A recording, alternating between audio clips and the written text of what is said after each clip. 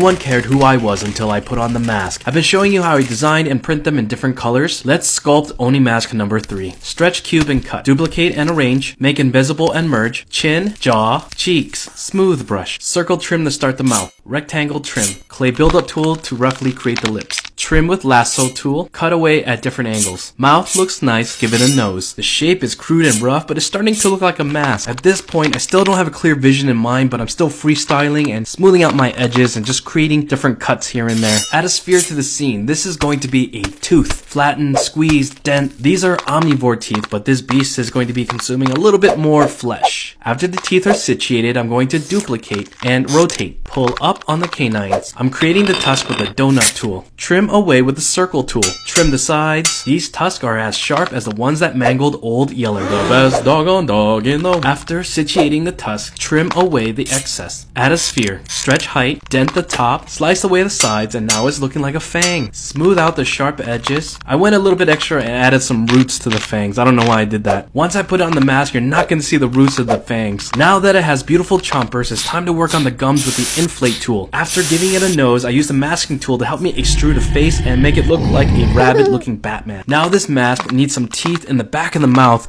so it can grind, and I want to give you PTSD if you ever had your wisdom teeth taken out. I pushed them deep into the back of the gums. With the masking tool, yep, we're gonna do the obvious, we're gonna add gills. You know what they say, gills pay the bills. I'm adding gills because one of my favorite characters in Hellboy is Abe Sapien. Merge and smooth, freestyle some details, turn down opacity, dig into the sculpture, hollow out the nose. This mask is no longer crude, so I'm working on all the little tiny details that I want this mask to have when I print it. Even some H.R. Geiger details on the insides. This is what I call plumping up your holes.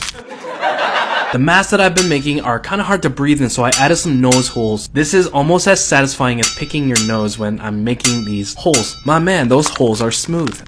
I turn down the opacity again to make the mask a little bit more thinner. If my mask is too thick, it's going to use too much liquid resin, and also it's going to take a long time to print. Some flat edges also adds contrast to all the round shapes that's going on in the mask. This is my 3D signature. When I'm done with the mask, I export it as an STL file and open it in my slicer, and it's very tiny, so I upsize it to 100 millimeters wide, use a measure tool to measure the width, which is 170 millimeters from my face, and click enter. Rotate it to fit my build plate and add supports. Make sure your supports are stronger than the supports that you got as a kid. What if I added this resin dye to the black, turn off the lights? Wow, galaxy. We're gonna add a little bit of a lot of it. Fill to the max line with more black and mix. Mixed like my DNA. With the magic and sorcery of 3D resin printing, it's going to take 14 hours.